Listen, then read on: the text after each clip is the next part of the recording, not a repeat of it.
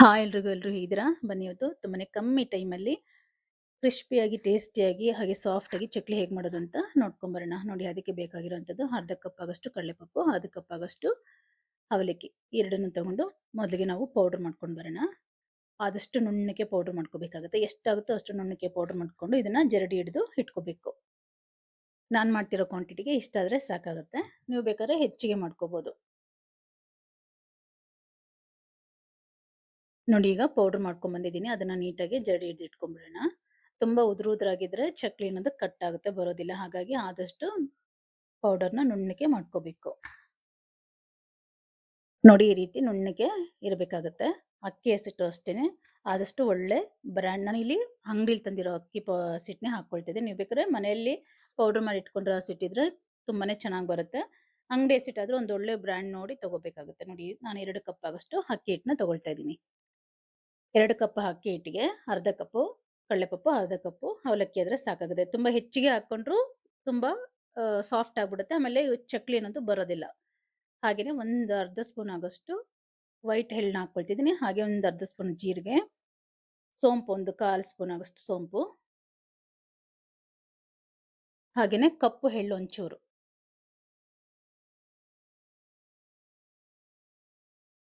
ಹಾಗೆ ರುಚಿಗೆ ತಕ್ಕಷ್ಟು ಉಪ್ಪು, ಖಾರಕ್ಕೆ ಬೇಕಾದಷ್ಟು ಅಚ್ಚ ಖಾರದ ಪುಡಿ. ಇಷ್ಟನ್ನು ಹಾಕೊಂಡು ಒಂದ್ಸಲ ನೀಟಾಗಿ ಮಿಕ್ಸ್ ಮಾಡ್ಕೊಂಡ್ಬಿಡೋಣ. ನಾನಿಲ್ಲಿ ಕಾಶ್ಮೀರಿ ರೆಡ್ ಚಿಲ್ಲಿ ಪೌಡರ್ನ ಯೂಸ್ ಮಾಡ್ತಾ ಇದ್ದೀನಿ. ಕಲರು ಚೆನ್ನಾಗಿರುತ್ತೆ, ತುಂಬಾ ಖಾರ ಕೂಡ ಇರೋದಿಲ್ಲ.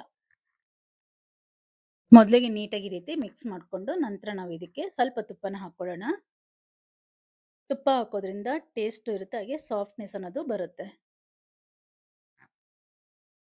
ನಾನಿಲ್ಲಿ ಒಂದು 2-2.5 ಸ್ಪೂನ್ ಅಷ್ಟು ತುಪ್ಪನ ಹಾಕೊಂಡು ನೀಟಾಗಿ ಎಲ್ಲ ಹಸಿಟ್ಗೂ ಸ್ಪ್ರೆಡ್ ಆಗೋ ಹಾಗೆ ನಾವು ನೀಟಾಗಿ ಮಿಕ್ಸ್ ಮಾಡ್ಕೋಬೇಕು. ಈ ರೀತಿ 2 ಕೈಯಲ್ಲೂ ನೀಟಾಗಿ ಮಿಕ್ಸ್ ಮಾಡ್ಕೊಂಡ್ರೆ ನೀಟಾಗಿ ಮಿಕ್ಸ್ ಆಗುತ್ತೆ. ನೋಡಿ ಈ ರೀತಿ ನಾವು ಕೈಯಲ್ಲಿ ಉಂಡೆನ ಕಟ್ಟಿದ್ರೆ ಅದು ಉಂಡೆ ಕಟ್ಟೋ ಅದಕ್ಕೆ ಬರಬೇಕು. ನೋಡಿ ಅದಕ್ಕೆ ಇರಬೇಕು.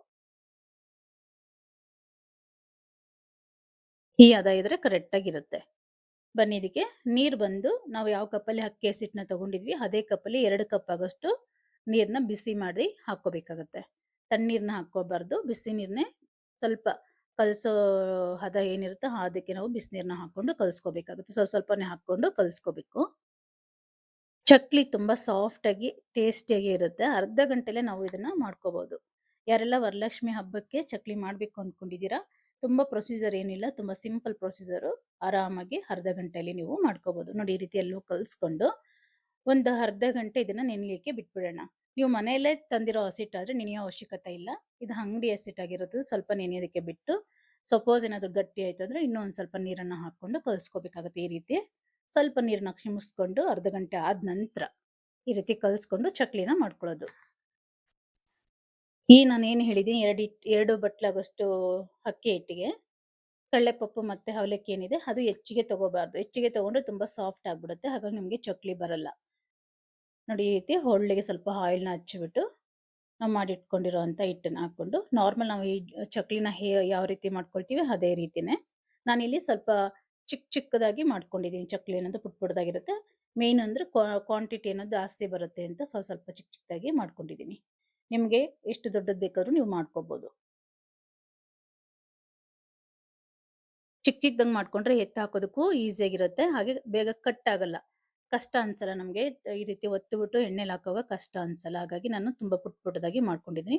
ಕೆಲವೊಂದು ದೊಡ್ಡದಾಗೂ ಮಾಡ್ಕೊಂಡು ಕೆಲವೊಂದು ಪುಟ್ಟದಾಗೂ ಮಾಡ್ಕೊಂಡಿದ್ದೀನಿ. ಟೇಸ್ಟ್ ಮಾತ್ರ ತುಂಬಾ ಚೆನ್ನಾಗಿರುತ್ತೆ. ಬೇಕಾದ್ರೆ ಒಂದ್ಸಲ ಟ್ರೈ ಮಾಡಿ ನೋಡಿ. ನಾನು ಮಾಡ್ತಿರೋದು ಅಂಗಡಿ ಹಸಿಟ್ಟಲ್ಲೇ, ಅಕ್ಕಿ ಹಿಟ್ಟು ಬಂದು ಅಂಗಡಿಯಿಂದ ತಂದಿರೋಂಥ ಅಕ್ಕಿ ಹಿಟ್ಟಲ್ಲೇ ಮಾಡ್ತಿರೋದು.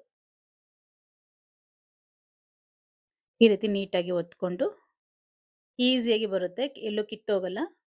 ನೀವು ಕಡಲೆಪಪ್ಪು ಮತ್ತೆ ಅವಲಕ್ಕಿನ ನೋಡ್ಕೊಂಡು ಹಾಕೋಬೇಕು. ತುಂಬಾ ಹಾಕೊಂಡ್ರೆ ಕಟ್ ಆಗ್ತವೆ. ಹಾಗಾಗಿ ನೋಡಿ ಈ ರೀತಿ ನೀಟಾಗಿ ತೆಗೆದು ಹಾಕೋಬಹುದು. ಆಲ್ರೆಡಿ ಎಣ್ಣೆ ಕಾದಿದೆ. ಬನ್ನಿ ಈಗ ಎಲ್ಲ ಒಂದೊಂದೇ ಹಾಕೊಳ್ಳೋಣ ಎಣ್ಣೆಲಿ. ಎಣ್ಣೆನೂ ಅಷ್ಟೇ ಮೀಡಿಯಮ್ ಆಗಿ ಕಾದಿರೋ, ತುಂಬಾ ಹೈ ಫ್ಲೇಮಲ್ಲಿ ಇಟ್ಕೊಂಡು ಹಾಕೋಬಾರ್ದು, ಒಳಗಡೆ ಎಲ್ಲ ಬೇಯೋದಿಲ್ಲ. ಹಾಗಾಗಿ ಮೀಡಿಯಂ ಫ್ಲೇಮಲ್ಲಿ ಇಟ್ಕೊಂಡು ನಿಧಾನವಾಗಿ ಚಕ್ಲಿನ ಹಾಕಿದ ನಂತರ ಅದಷ್ಟಕ್ಕದೇ ಮೇಲೆ ಬರಬೇಕು, ಅಲ್ಲೇವರೆಗೂ ಅದನ್ನ ಕದಲ್ಸಕ್ ಹೋಗ್ಬಾರ್ದು.